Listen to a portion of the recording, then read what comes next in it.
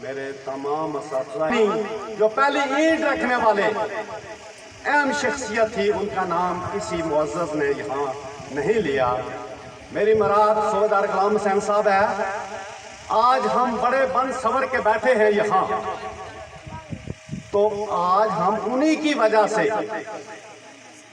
جو ادارہ انہوں نے ہمیں مہیا کیا، جگہ کا انتخاب اچھی جگہ کیا اور ادارے کی بنیاد رکھی، تو آج ہم جو ہیں ان کا کام، ان کے مشن کو آگے لے کے جا رہے ہیں۔ یاسر غنی اس ادارہ کی تعمیر و ترقی میں 4 چاند لگا رہا ہے۔ کرنل ہوتے تھے، ہم نے اور میرے بھائی غازی محمد بشیر نے، وہ یہاں ہیلی کاپٹر پر اترے تو ہم نے ان کو اپنے بچوں کا یہ جو آج یہ اسکاٹ کا جو ٹیبلو شو پیش کر رہے تھے، تو اسی طرح کا دستہ ہمارے اس وقت بھی ہوتا تھا۔ تو ہم نے کیا کیا، اپنے صدر معظم صاحب کی اجازت لے کر وہاں جو ہے پہنچ گئے اور وہاں جا کے ان کو سلام پیش کیا، ان کو گارڈ آف آنر پیش کیا۔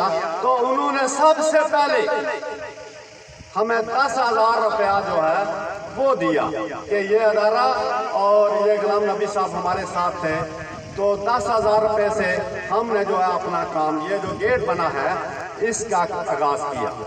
پھر اس کے بعد یہ ہمارے خادم حسین صاحب ہمارے اس ادارہ میں مائن فیلڈ والے آ گئے۔ یہ باتیں میں آپ کو اس لیے بتانا چاہتا ہوں کہ ادارے کے اندر لگاؤ کس نے تھا۔ مائن فیلڈ والے آگے، وہ یہاں رہے۔ جب وہ جانے لگے تو ہمارے خادم صاحب نے ان سے ریکویسٹ کی کہ یہ جو تار ہے یہ ہمیں پلیز مہربانی کر کے دے دیجیے۔ تو انہوں نے ہمیں تار دی۔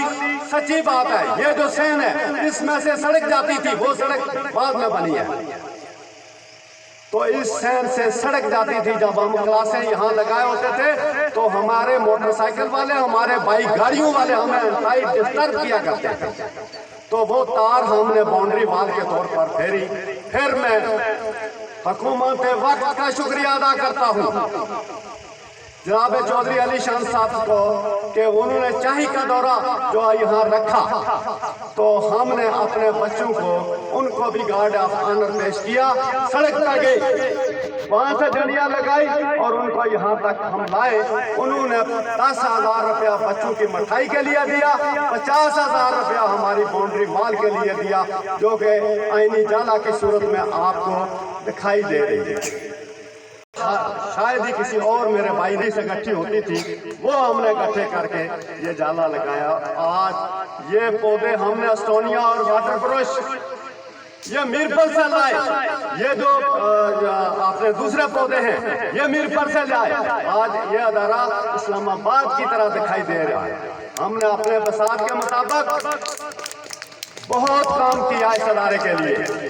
میں یاسر غنی صاحب کو اور ان کی ٹیم کو مبارکباد پیش کرتا ہوں کہ آپ نے اتنا خوبصورت، آپ تو کہہ رہے تھے کہ یہاں کے عوام جو ہیں وہ سپورٹ نہیں کرتے، یہ سچ بات ہے۔ یاسر غنی صاحب، آپ کو ٹیم اچھی ملی۔ میرے کچھ بھائی یہاں ٹارگٹ لے کر آئے تھے کہ ہم یہ ٹارگٹ اچیو کریں گے اور اللہ کے فضل سے یہ بلڈنگ جو ہے یہ بہتر ہوگی، لیکن دل کے ارمان دل میں رہ گئے، وہ بھی چلتے بنے۔ بلڈنگ اسی کی طرح جو ہمارے بس میں تھا صوبیدار صاحب، وہ ہم نے پورا کیا اللہ کے فضل سے۔